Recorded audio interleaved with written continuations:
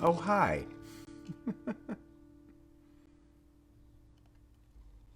How are you all today?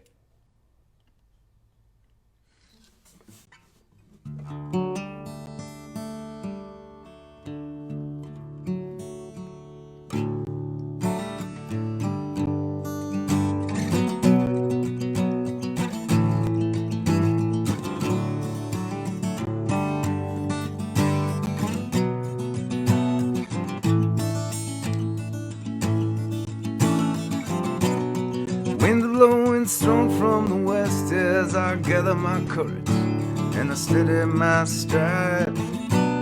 My body's prepared for its best as serenity helps take control from inside, and we'll take the day, holding on tight as we take the day. A step aside, I know we will capture the day in our victory, bask in our history's gold. If I should fall in the fray, then another will step to my place as I go, and we'll take the day, holding on tight as we take the day. A step aside.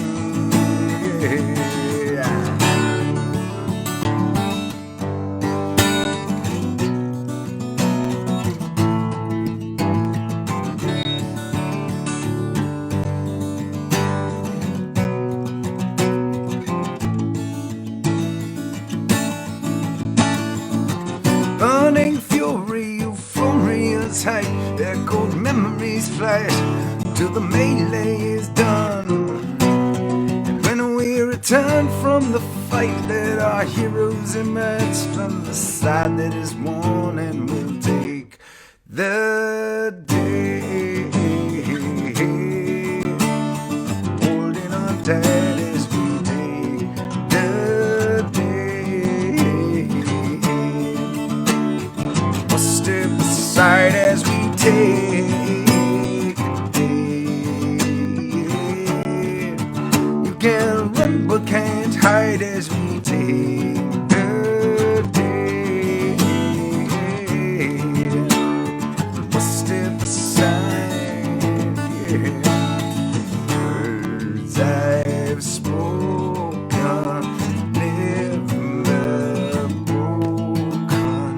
Words I've spoken, never broken. Words I've spoken, never broken. Words I've spoken, never broke as we take the day,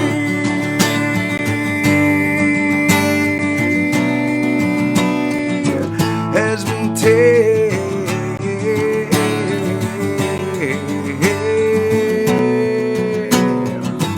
as we take the day, yeah, no, oh, no, no, no, but na, na, na, as we take, as we take, as we take.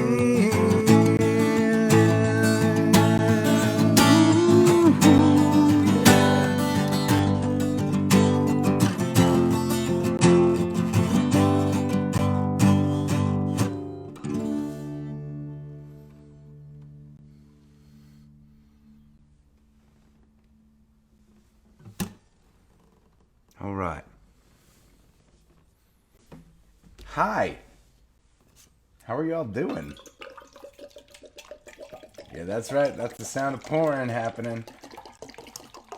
Pouring into my well-told cup. Cheers.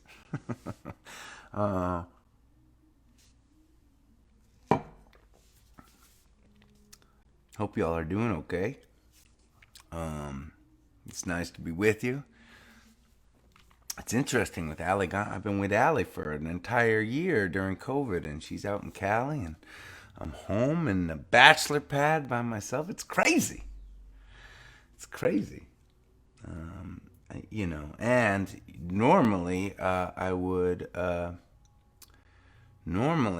be on tour most of these days, right? Driving around somewhere, and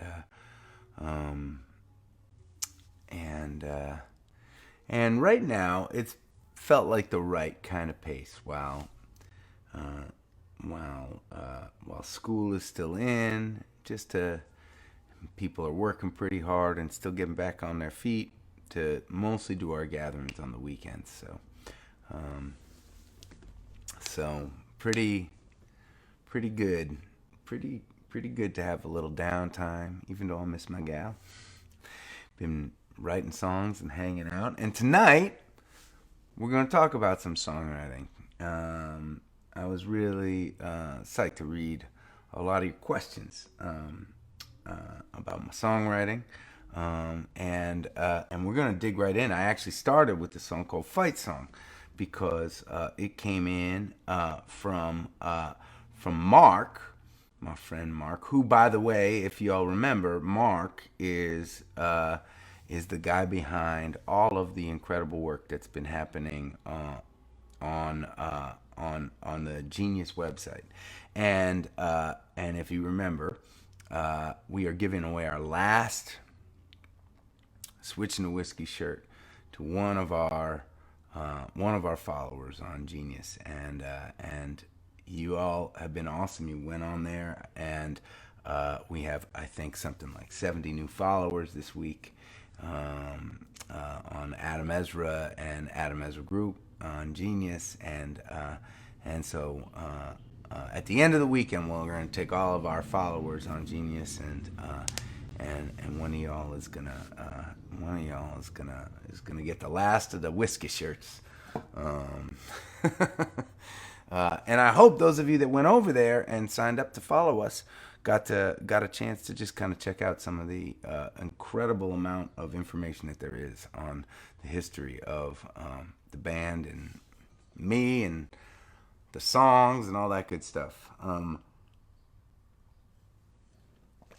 And I'm bringing all that up because Mark had a question, and it said his question was, "I love Fight Song, and would love to know more about it."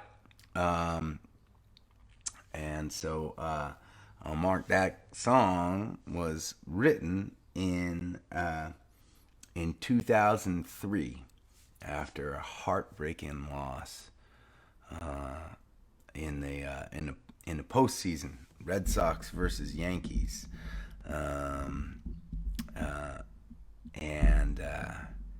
and I was just, I love watching baseball when I can, and I was thinking about team sports, something that I've always played my whole life, and I was also thinking about how sports has really evolved, right, from war games, right, and in a lot of ways, right, sports kind of take the place of tribal feuds, and which is where wars came from. I was thinking about all of that, and then I was also thinking about how history's written by the winners of the wars, right? And I was wrapping the concept of history and war and team sports and my beloved Boston Red Sox all together, and I wrote Fight Song.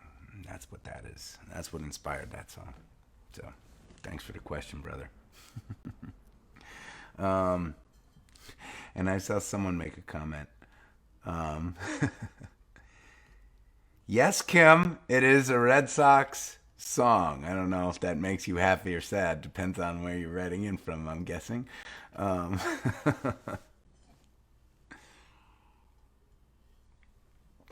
Okay, I'm going to go to another question.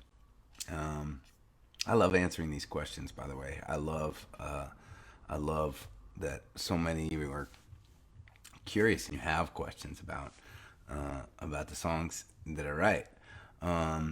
So I'm going to start with the older post first, and I'm going to kind of work our way up to present time. So first question was from John. Was the toast written about a specific person or loss in your life? That's a really good question, John. I don't know. It wasn't actually. And, I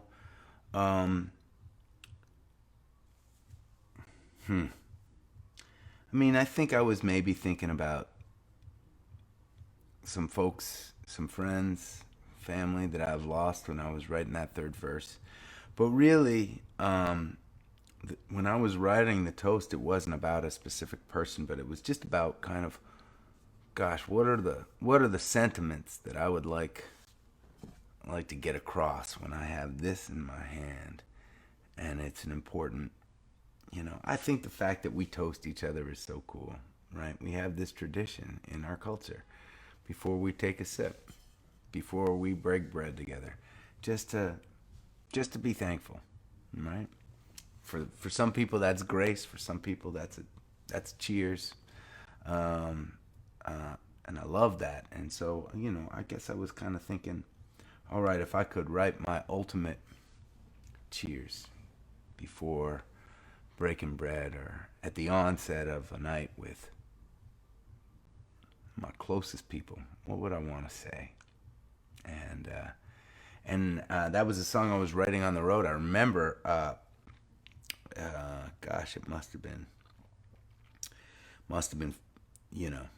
it was a handful of years ago anyways, but I remember being on the road in the van and writing it in between gigs, and just kind of refining the lines from the toast. In fact, I went to some old demos, just yesterday. I was looking through some old demos, and I found some of the early versions of the toast. Maybe I'll play them for you at one of the gatherings. I mean, I have early versions of a lot of songs, where I just kind of have the idea, la la da da da da da da da da da, and then maybe a couple words, and then sometimes I have versions of songs where the words have not been tweaked and finished yet.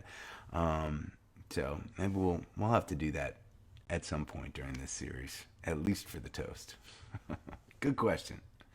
Okay, where am I? Going back. All right. From Doug. Is the person in Shine the same person from Basement Song after finally finding peace from the restlessness? What a good question. I think that, in a sense, yes. They're both somewhat. So, Basement Song is very autobiographical. It was written when I was living in a basement in Somerville, and it was very much the songwriting mission there was just to honestly puke out everything I was feeling in that one moment, that night, late night, down in the basement, writing that song, thinking about the world. And I wrote Shine after reading Siddhartha and the Herman Hesse book, and I talked about the various. It kind of follows this character through various stages of his life until he kind of finds enlightenment. He finally finds peace listening to this river, and but he goes through all these different chapters in his life where he's chasing various things, chasing fame, he's chasing riches, he's, for a while he is like an aesthetic, he totally denies himself pleasure, and then finally in the end he finds peace simply listening to the river. And so when I was writing Shine, I was thinking about myself, a future self, hoping that someday I could get to that place, hoping I could get to that place of peace. Maybe we should play that one. Should we play that one?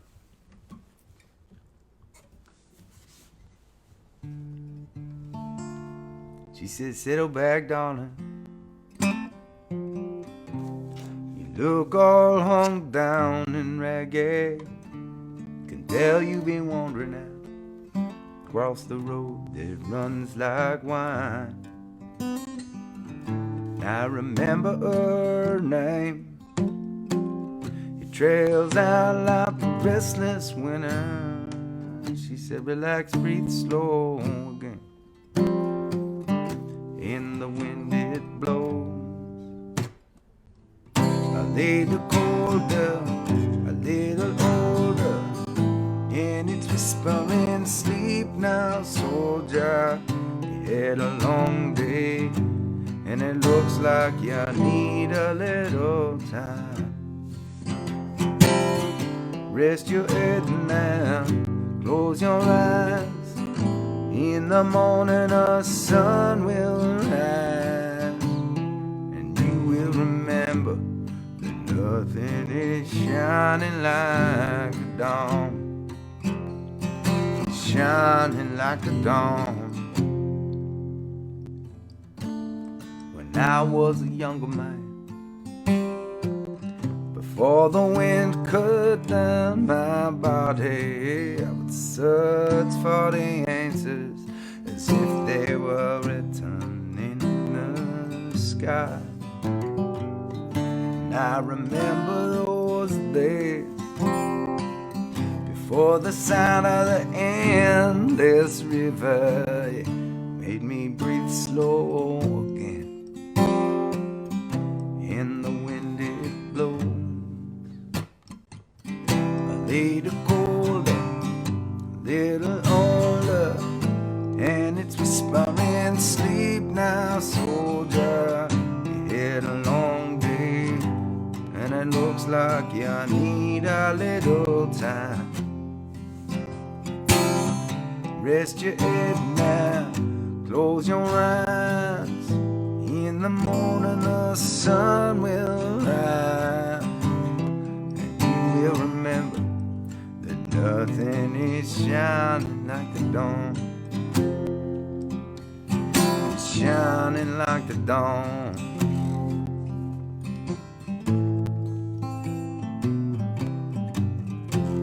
The wind will overtake us all now.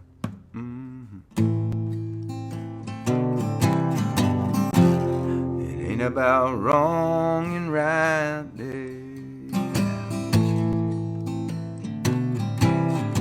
but it can heal before it breaks us. And the wind it blows, and the wind it blows, and the wind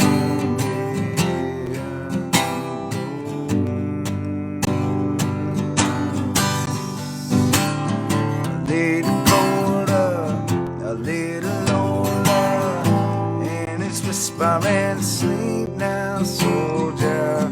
You had a long day, and it looks like you need a little time.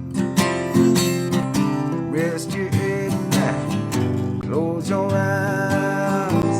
In the morning the sun will rise. You will remember that nothing is shining like the dawn.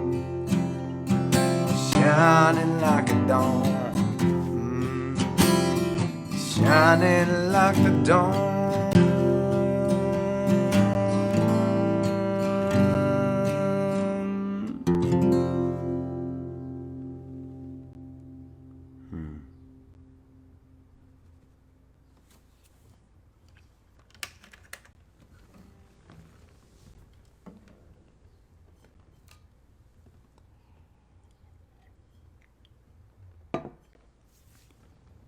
Sometimes I feel like I'm heading towards being that guy. Oftentimes not, though. Or maybe just that I'm far away from it. But I do feel that same every time I play that song. I feel like, yeah.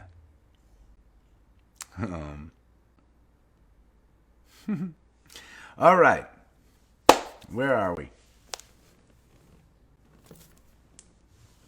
Here we go. Kim wants to know. Ah, Kim. Same Kim. I just posted up on a picture there. Kim wants to know on the screen. Sorry, my words aren't coming to me so well today. The Rain song is my absolute favorite and has become my mantra for rough days. What made you write it the way you did? Good question, Kim. You know, I love that song too, and that's a song. You know, there's a number of songs, and there are a number of songs that come out of me experiencing dark times within myself. Those dark times that sometimes can have the potential to get the best of me. And you know, that's always been a part of who I am, at least through my adult life. That darkness has always been there, and so I think there's a number of different songs through which I've just kind of processed that darkness and helped, and that has been my process for helping keep the darkness from getting the best of me.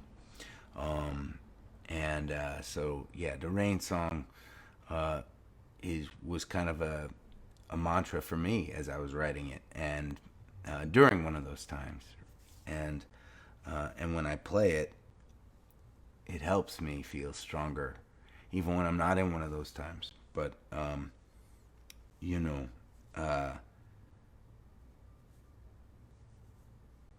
it's funny. I kind of personified the rain in verse 1, right? The rain comes down, it'll come for days all around. It tries to wash away this old town to become an ocean, but it won't today. Perhaps not scientifically accurate, but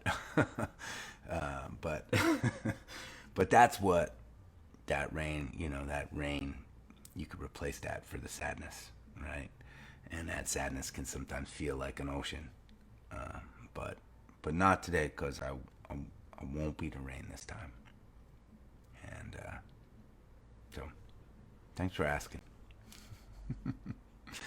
All right, let's see. What do we got next? Diane would like to hear the story behind All I Am. You got it, Diane. All I Am was my first time getting to write a song with John Oates, and it was a really scary day. I mean, you got to put it in. I can't remember how many years ago it was now. 3 years ago, 4 years ago. And I got this call that, a rock and roll Hall of Famer wanted to do some songwriting with me. So cool. My manager, Brian, had worked with John for a number of years and sent John some of my demos. And John said, yeah, bring him down here. Let's write. And it was particularly scary for me because at the time I didn't really know John's solo work, which is very traditional, coming from like kind of blues and folk roots. And he's a brilliant musician and writer, just music thinker, the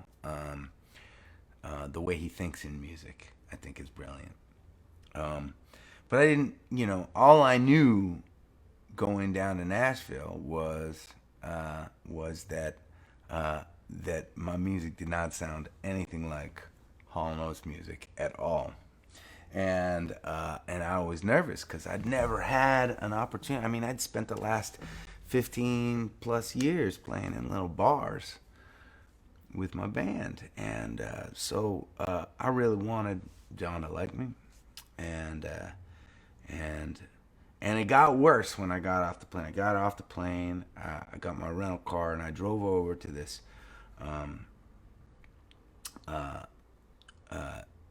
to the studio where I was supposed to meet John, and this is the private studio owned by one of the guys in Journey, and Jonathan Cain, and it is an insanely souped up music studio. It is so cool, like eccentrically cool. For instance, I'll give you an example of how eccentrically cool this studio is. Okay, so when there's room sound, when I snap my fingers, you can kind of hear the sound bouncing off the walls, right? That's echo. Every room has a different kind of echo. This room has a little bit of a bigger echo because the ceilings are high and there's lots of hard surfaces like the brick to bounce the sound off of. But what recording studios do, if you've ever seen a picture of a recording studio, there's padding on all the walls, right? So what they try to do is they take out all the echo in the room. And when you play and you sing, it actually at first sounds a little strange because you don't actually hear any of that ambient sound. Then they add the ambient sound in separately, and they call this effect reverb. And so every time you hear a recording, there's reverb on stuff. That's just it. It's just echoing the sound. It's just mimicking the sound of real life, right? You get a really pristine, dampened sound, and then you put some reverb in it. And depending on what you're trying to go for, sometimes you can have reverb that sounds like you're in a deep dark cave, right? And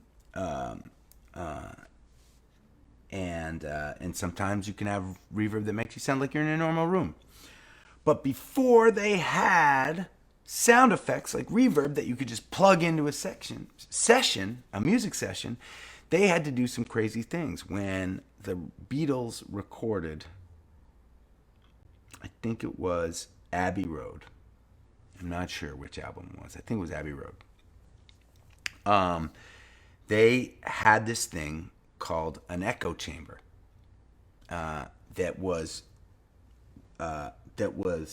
That's how they created reverb. They would, like, underground or in some kind of a small space, they would set up a couple different mics and they would sing, and that voice would come through a speaker and hit a mic and go back and forth, and they would do this thing that would kind of create this reverb sound that we mimic digitally, but that was their analog way of first creating reverb. So this guy in the studio, I'm digressing a long ways, but I think it's kind of interesting. In this studio, he had them build the exact echo chamber that the Beatles used at Abbey Road underneath the back driveway. Crazy. That's some eccentric shit.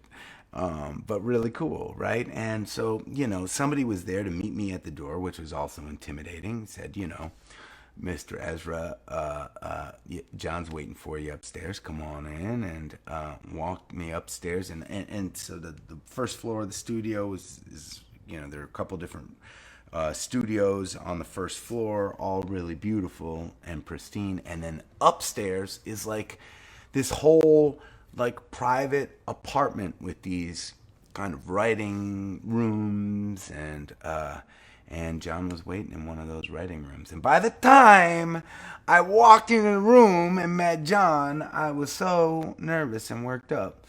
I wasn't sure I was going to be able to write anything.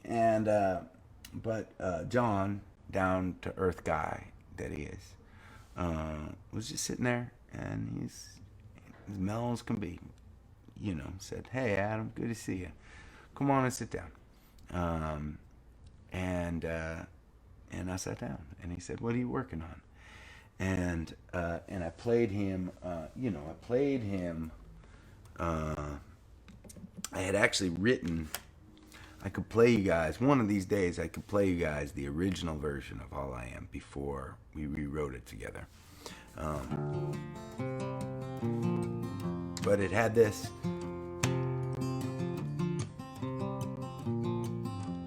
It had this riff, and I had written verses. They were very different verses, similar chorus.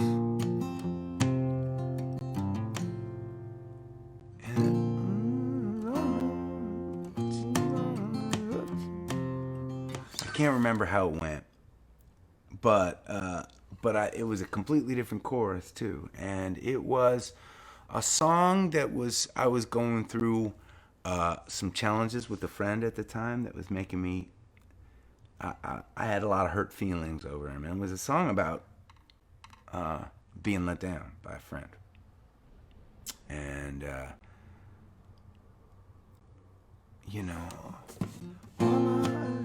all I am is all I was is. Essentially, it was, all I was is all I'll be, is all I am, is all I am. There's nothing fake or phony. You can take these words, and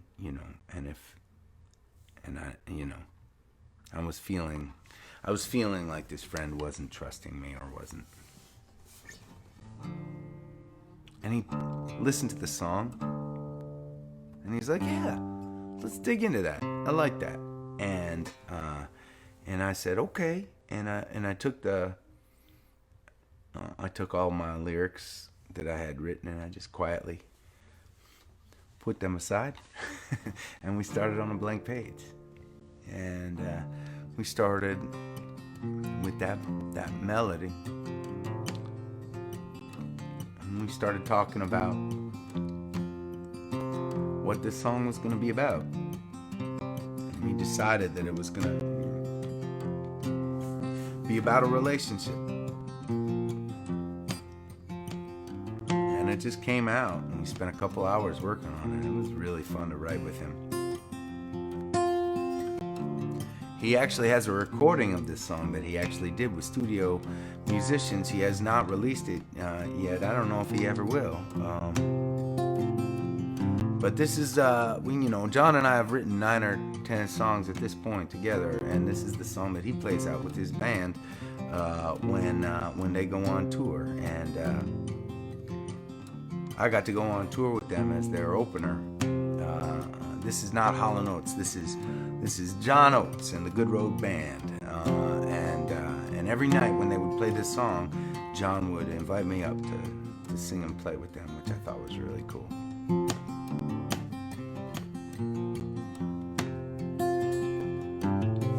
Here we are at one road's end, you and me hand in hand, filled with doubt from where we've been. Didn't turn out like we planned. All I am is the ground below the stars. All I am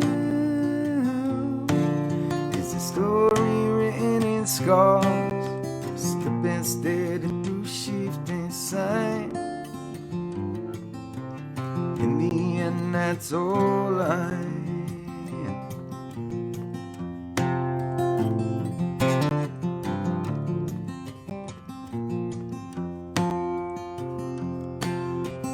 apt to follow no friend's advice. But folks don't get it, it ain't their life.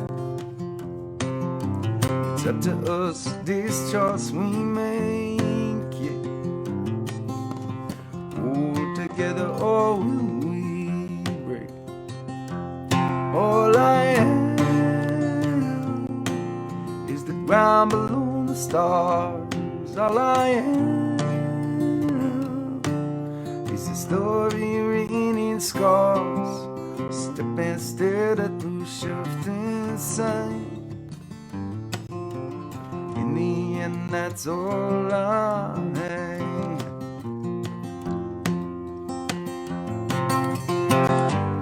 You and I under darkening skies. I can't be the man you thought I'd be, but I'll keep walking if you walk with me. Walk with me.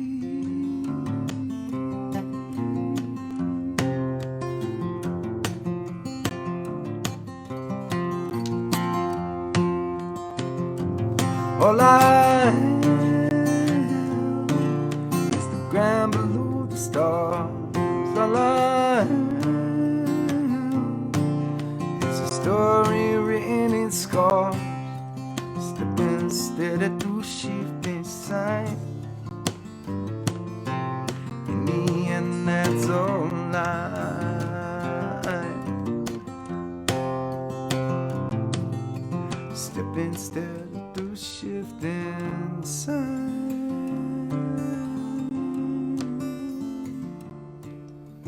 In the end, that's all I am. All I am. All I am. Yeah.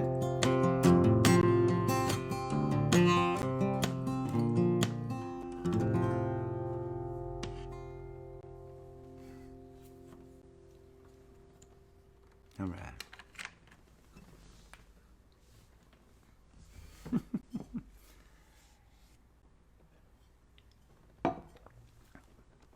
Thanks for the claps and the love, y'all. Sorry for the long stories. We had a couple questions on Instagram about Ragtop Angel. What is a Ragtop Angel? Who is the Ragtop Angel? If you can share. And there was also another Ragtop Angel question on Facebook as well, if I remember. Can't remember where it was. There were a lot of questions, so I'm not sure exactly if I could find it.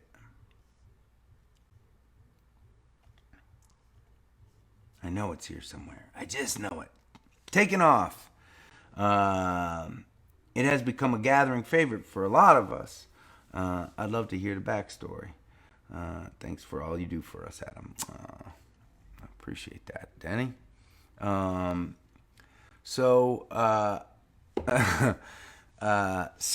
Ragtop Angel. Well, first question.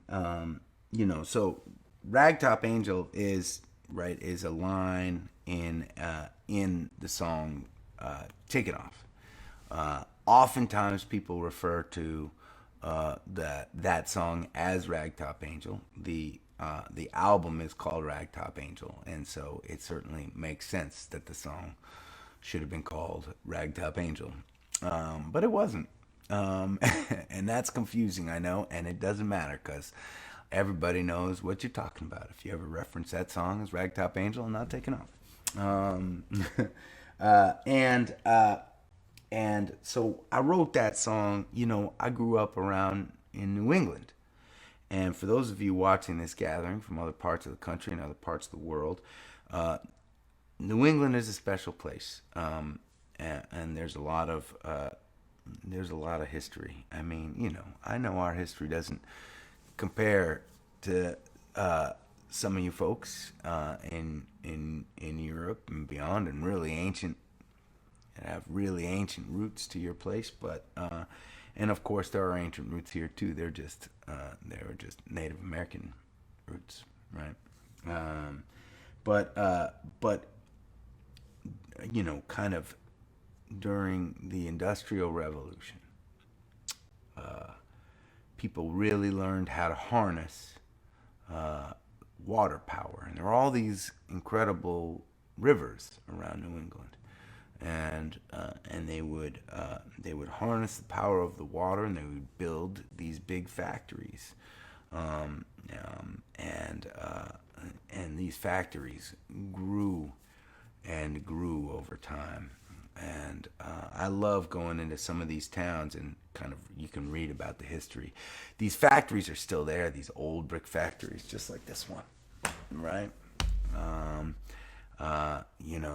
This was a candy factory actually built in 1870. So that's when it was all happening, right? And then after a while, technology kind of passed these towns by, and a lot of these towns, their lifeblood was the industry created by a big textile plant that was feeding off the power of the river, and when it no longer became profitable for those places to stay in business, a lot of those towns really for many years fell into disrepair. Some of them are still very much hard scrabble towns, living in the kind of shadows of these dilapidated buildings. And I love these old towns. There's so many of them. Those of us in New England, we know them well. It's such a bitter, sweet thing to be in these towns, right? Because there's a sadness, a longing. There's certainly, it's hard to see a place that was kind of once bursting at the seams with excitement and potential, and now is kind of a shell of what it was. But there's also like this really beautiful yearning history there, to the buildings, and I just can't help but kind of walk through these towns, drive through these towns, pass by these towns, and feel all of the souls that have passed through, and all of the stories inside the walls of those buildings, right? And stories of love and hardship, immigrant stories, right? My family, when they immigrated here, they were working in the textile plants in Dorchester, down the street in Boston, and it's just such a part of all of our histories that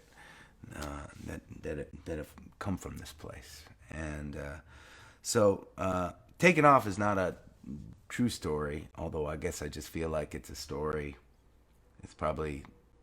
It's a million people's true story, right?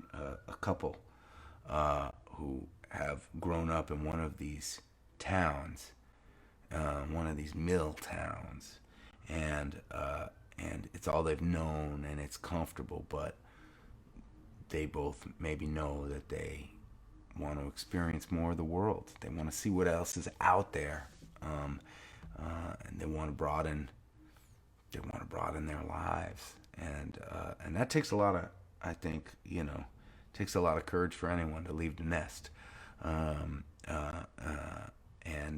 so that's kind of what I was hoping to draw on in that story.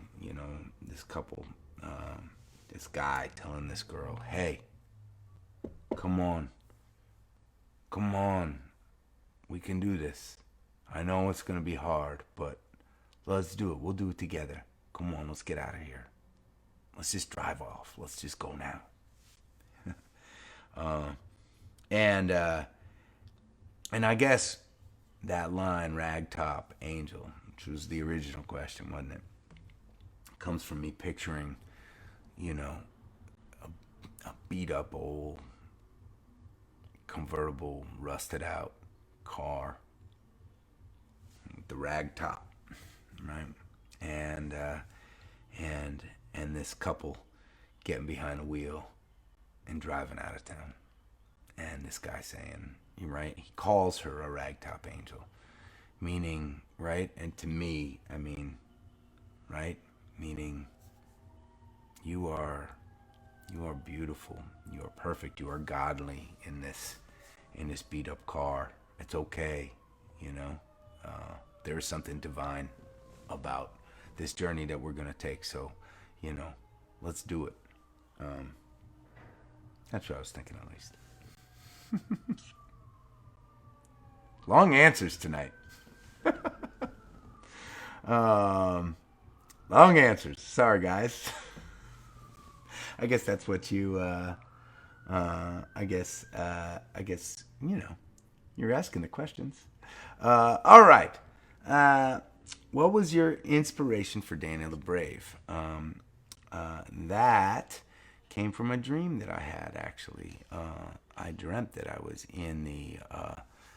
in kind of the sprawl of Las Vegas in my dream, and somehow I wound up at an airport, not like a major airport, but like a weird small airport on the outskirts of Las Vegas.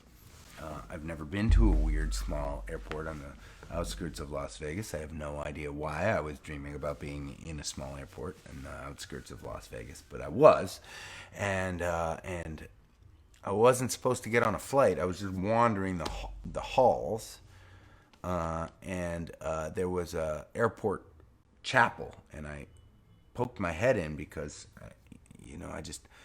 the door had been open. I was like walking down the hall. There was like a slightly open door, and I opened the door and popped my head in, and there was this crazy Pentecostal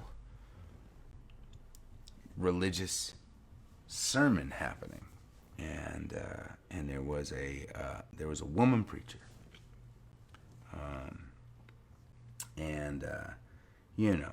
speaking in tongues, fire and brimstone. People were lit up all around this chapel, and I just stood there, kind of in the back, and I watched, and I'm fascinated. And then the preacher said, "Now we're going to go to our, kind of music portion of our service." And there was a band playing, and the band ended up playing one of my songs, a song called "Dying Man," which I thought it was bizarre that they were playing one of my songs. I thought the song choice was slightly strange, but then again, it's a dream, so who knows? But after the service ended, I walked up to the preacher woman, and I asked her if I said, "Hey, that song, that's actually I'm the guy that wrote that song, actually." And she's like, "Oh, well, we recorded it. Would you like a copy?" And I said, "Sure." And so she brought me. She came out with these reels, like these old, like the reel-to-reel film. She had these reels and reels, and she's like, "You probably can't use this, can you? Well, I can convert this to a CD back at my pueblo. You want to come with me?" She threw the reels in the back of her pickup truck, and she jumped in, and I jumped in the passenger side, and we started driving off into the desert. And that's when I woke up in a cold sweat, super intense. I don't usually remember my dreams. I remembered every moment of that dream. And I was sleeping next to my guitar, and I picked it up, and I realized that this had been playing in the background of the dream during that last scene.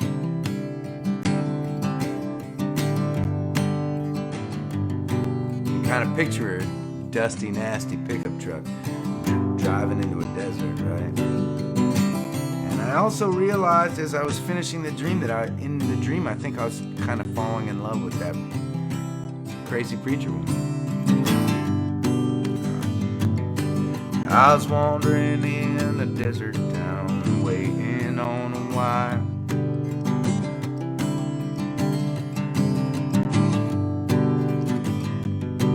Met a brown-haired girl preaching brimstone and fire.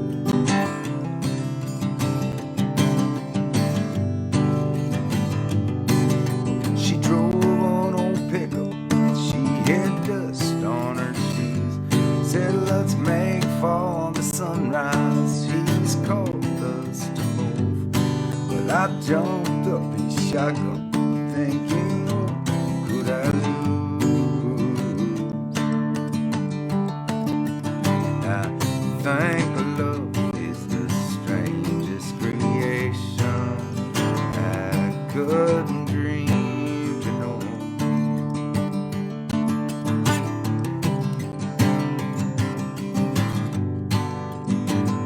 She drove fast like a rocket, straight like a train, yeah.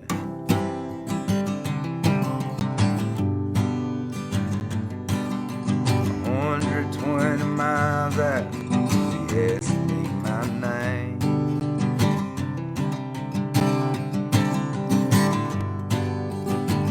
Hit a little truck stop, she told them all to reach for the sky.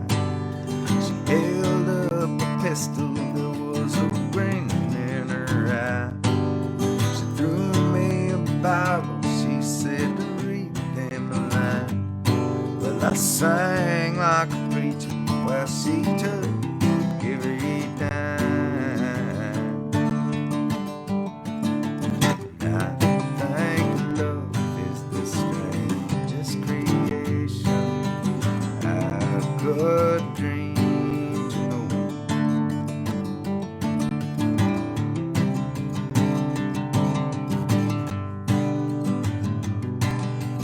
We had as a child, we called him Daniel the Brave.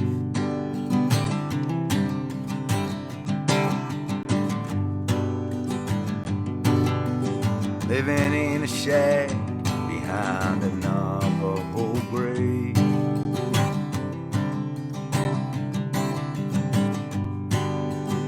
Well, I woke one morning to a rope and some words on a sheet. She was hanging and the note read, baby, I'm just a kind of sheep. And when I get to 100 in heaven with me,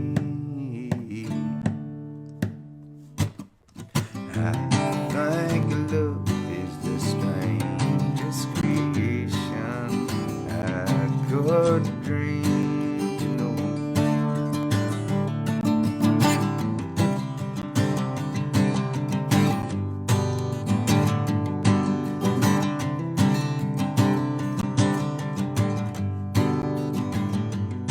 And now me and Daniel, we travel with the wind at our backs.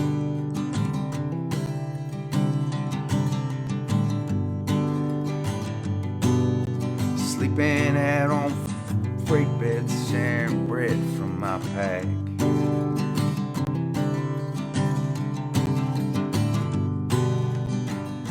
But I don't know about religion, but I'd like to believe that if there's heaven, she's there waiting for me.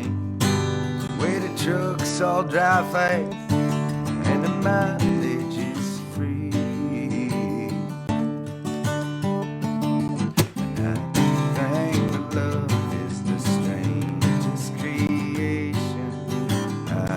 Good dream to know. I think love is the strangest creation I could dream to know. I think love is the strangest creation I could dream to know.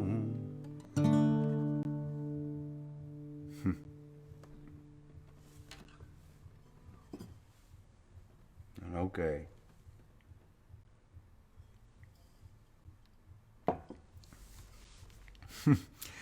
Good getting to talk some songwriting with y'all. I've been thinking deep this week, last week's, and talking with our team, and it does feel like we're in a place of change, doesn't it? Kind of like we can see the horizon from this chapter we've all been living through, and been thinking about. I've been thinking about what the future of the Gathering series is going to be like, you know, and what the future of our live gatherings is going to be, as we begin to learn that, right, as you know, that for the most part these vaccines are really working, and it's becoming less and less important to be masked once you're vaccinated, and it's really exciting. It's exciting, just that, right, these live gatherings that we're playing can become a little less stressful. We don't have to worry about killing each other, literally, right? So we're talking as a team about, you know, what the smartest, most respectful way to begin to ease off on some of our strict masking and potting regulations should be, as everybody in the country begins to be eligible for getting vaccinated. And we're thinking about, you know, I mean, this series was created as a means to survive the crisis, right? And man, we certainly have lost some. We've lost some gatherers along the way, but we're still standing pretty strong, and that's inspiring to me. I think the Gathering series will be a part of my life and my music forever. It just may not remain an everyday thing. And what is the next chapter going to look like? That's what we're talking about. It's an exciting thing to talk about, because as the world normalizes, we're going to get to go out to see shows again. And I'll still do online stuff with you, just maybe not every night. But, you know, we've mentioned some gathering trips. I can't wait for that. I can't wait to see all you gatherers together in one place. You know, I've got this vision in my head for a week in the summer where gatherers can come for the whole week, you can come for a day, but we wake up in the morning on site somewhere. We have a music session. We eat breakfast together. The afternoon, you know, people are free to do their own thing, create their own programming, just meet and hang with each other, right? And at night we come together for dinner and have a gathering afterwards, music afterwards. Just gotta find a good spot for it. If any of you have any ideas, you let us know.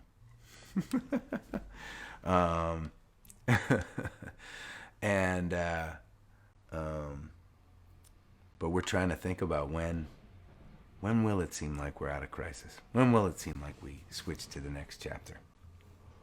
You know, we were talking today about the idea of maybe it's gathering number 500. Maybe that's the Big Bang. Maybe that's the Big Bang. And of course, we ain't gonna quit each other cold turkey.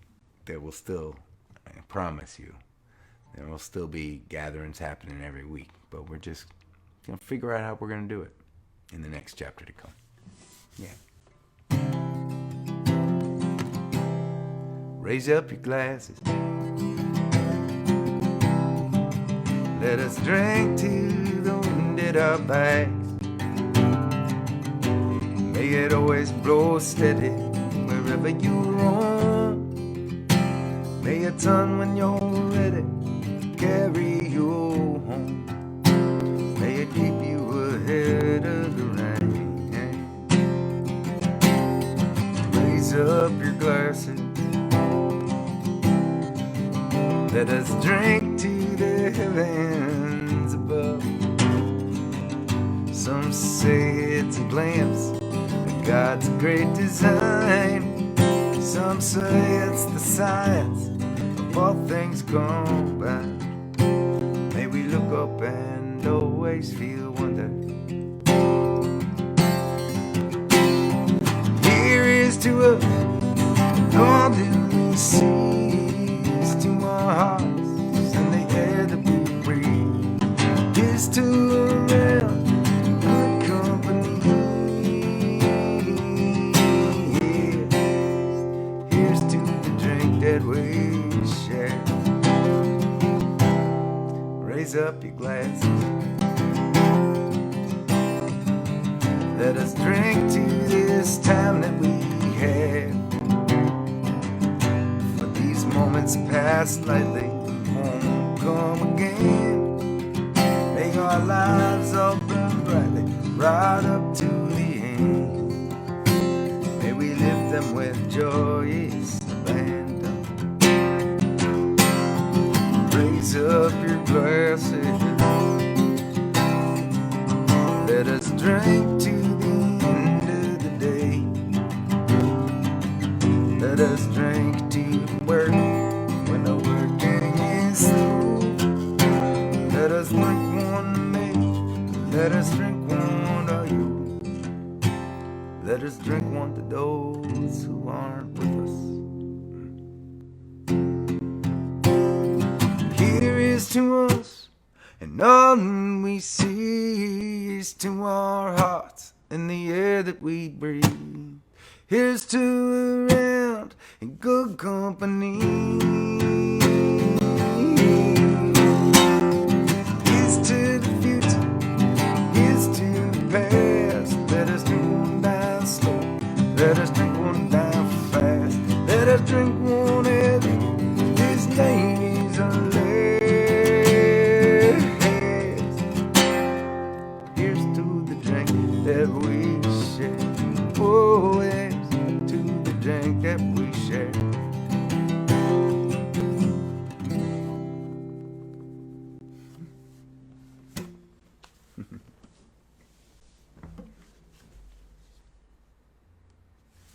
Please stay safe. Keep on looking out for one another. And I'll see you tomorrow.